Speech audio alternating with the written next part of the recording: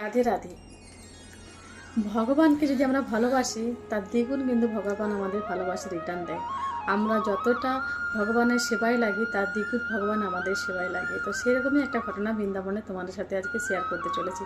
তো চলো শুরু করি। রাধে রাধে।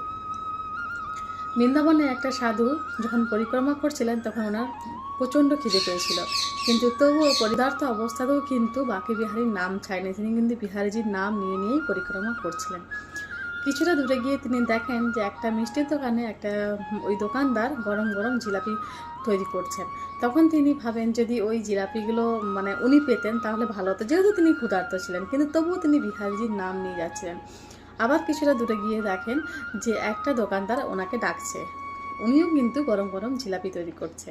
তো তখন সাধু বাবা ওনার কাছে গেল, তখন উনি ওনাকে সাধু বাবাকে নিজের হাতে দোকানদারটা জিলাপি পরিবেশন করলেন এবং গরম গরম জিলাপি সাধু বাবাটা খেলেন এবং তিনি প্রচণ্ড তৃপ্ত হলেন। এবং তিনি সাধু বাবাটা ওনাকে জিজ্ঞাসা করলেন যে তুমি কী করে বুঝলে যে আমি ক্ষুধার্ত?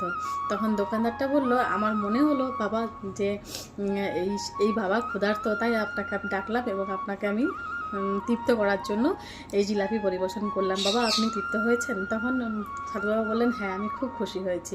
এবং তিনি যখন জিলাপি খেয়ে ওখান থেকে বেরিয়ে যান এবং মনে মনে চিন্তা করেন যে বিহারজি প্রত্যেক পদক্ষেপে কিন্তু ওনার সাথে আছে। এবং পিছন দিকে যখন ঘুরে দেখে তখন কিন্তু ওই দোকানদার বা না দোকানটা দেখতে পান, না ওই দোকানদারকে দেখতে পান।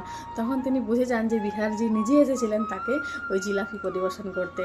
তো এরকম ছোটো ছোটো লীলা বৃন্দাবনে প্রায় দিন হয়ে থাকে, আর আমরা সেটা বুঝতে পারি না। তার জন্য বৃন্দাবনে কিন্তু সাধুসন্তরা যত ভক্তগণ যায়, যত ব্রজবাসী আছে, সবাইকে কিন্তু ভগবান রূপেই দর্শন করে। কারণ কোন রূপে ভগবান ওখানে দর্শন দেয় কেউ বলতে পারে না।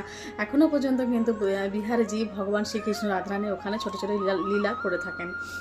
এবারে সাধু বাবা যখন যাচ্ছিলেন তখন হঠাৎ বৃষ্টি নামাবার পরে তিনি কিন্তু বৃষ্টির আনন্দ নিতে নিতে বৃষ্টিটা পায়ে মারাতে লাফাতে এগোচ্ছিলেন। এগোতে যখন তিনি কিছুটা দূরে যান, তার পিছনে একটা দম্পতি যাচ্ছিল। তখন ওই বৃষ্টির জল ওই সাধু বাবার পায়ে লেগে ওই দম্পতির যে মেয়েটার গায়ে গিয়ে লাগে জল এবং কাদা। তখন যে ছেলেটা ছিল সে এসে সাধু বাবাকে ঠাস করে এক চড় চড়িয়ে দেয় এবং সাধু বাবা একটু কমজোর ছিল, সেই জন্য সে ওখানে লুটিয়ে পড়ে যায়।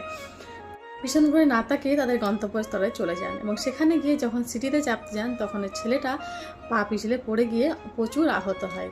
সেখানে প্রচুর লোক জমা হয়। তার মধ্যে একটা লোক ছিল যে ওই দৃশ্যটা দেখেছে, যে ছেলেটা সাধু বাবাটাকে চড়িয়েছিল।